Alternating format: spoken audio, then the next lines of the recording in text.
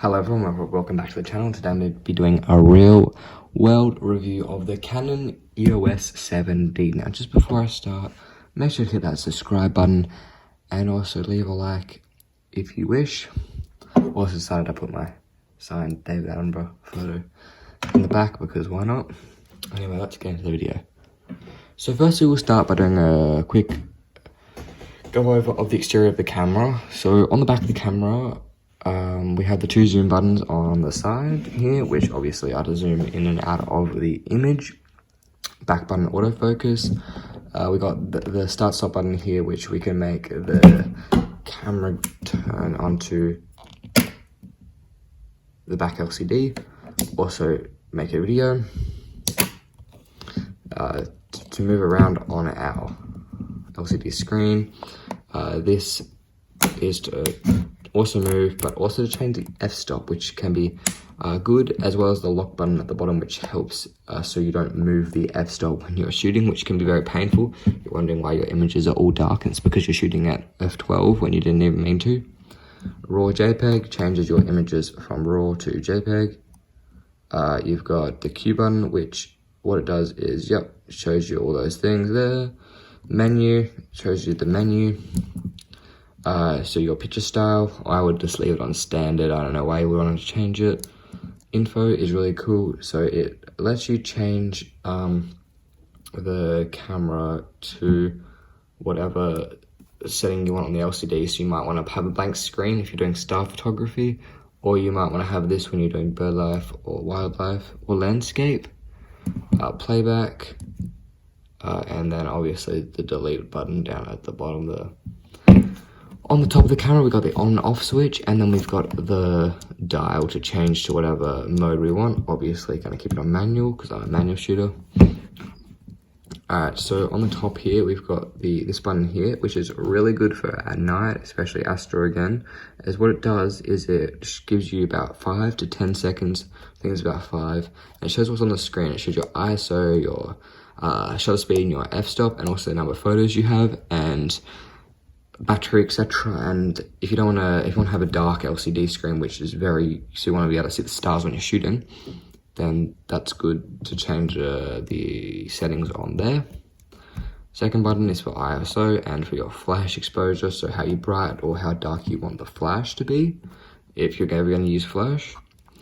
The AF drive, so you want to, obviously that will have the AF modes there, but mine aren't, just because I don't have a lens on this camera at the moment.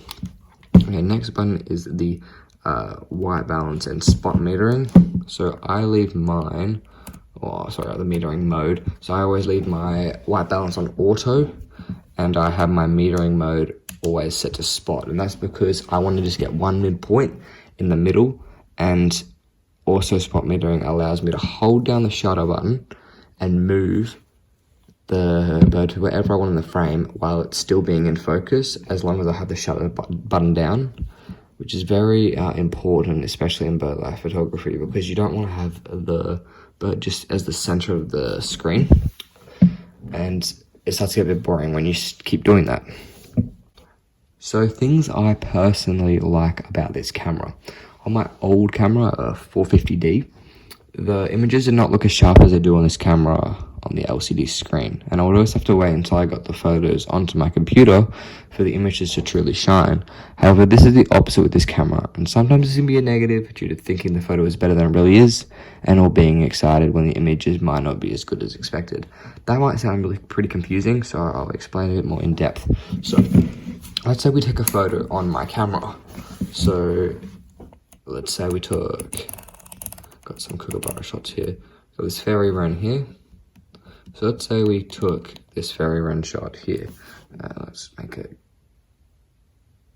Sorry, I'm just bringing the light down because you can't see it.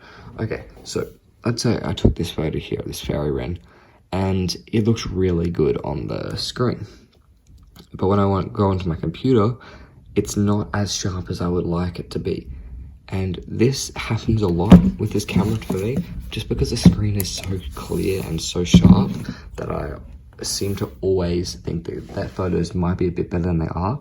While on my old camera, the screen wasn't as good, So didn't have high hopes. So when I uploaded it onto my computer, I was blown away by how clear the images were, because I didn't actually think they were that good. So that's what I mean there. So the second point is this camera's obviously updated, and even though it was made a year after my old camera, it's just a lot better and a lot more sophisticated. It has some new and better features that my previous camera didn't have. It has 18 megapixels, which is 6 more than my old camera, as well as faster autofocusing and much more.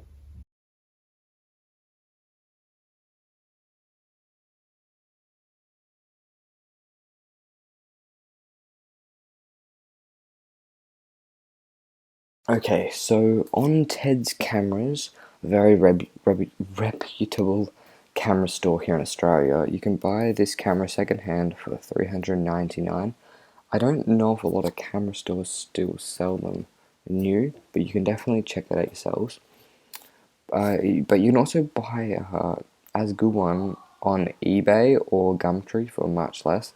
I just searched up Canon 70 on Gumtree and I found this one here, and it is for $350, as you can see there, and that's a really good deal. I bought my 70 on Gumtree for $350 and it was sent and received in amazing condition. You just always have to be careful though, so you don't get scammed, because that can happen, especially with high value products such as cameras and phones. But if you make sure you take all the precautions, you will really enjoy this camera. Right, so I've been using this camera now for a month, maybe a bit more actually, yeah, a bit more, and decided I would show a couple of sample images I've taken so far. So first up we have the Milky Way shot. This photo was shot on the 7D and I was really happy when I got the shot due to the colors and the stars. I'll put the settings up on the screen now. This camera handled just all around everything perfectly for the shot. Stars were perfectly in focus. Only took me about 30 seconds to get it all up and running, and I was very impressed with the focusing on the stars, even though it was very late at night. Our second one is that very random shot I showed you, one of my favorite shots that I've taken so far. This one was sitting down for some time, so she wasn't really moving. However, the AF was very sharp and had such a quick autofocusing system. I was very blown away and impressed. So, finally, my opinion is that this camera is definitely a good value for money if you're an amateur photographer. However, if you have more money to spend, it would be better to buy something higher tier. But overall, love this camera heaps. So what I mean by that is, really, 7D is a good camera for semi-pro, amateur. If they don't know if they want to continue with photography when they're older, maybe they do, but they just don't have the money for it. But if you do have the money, definitely recommend something like a 5D Mark IV, 7D Mark II, 1DX Mark II, all the high tier cameras that are really good quality and will make your images pop a lot. So thanks for watching, guys. Appreciate it if you hit the subscribe button and the like button. See you next time. Peace.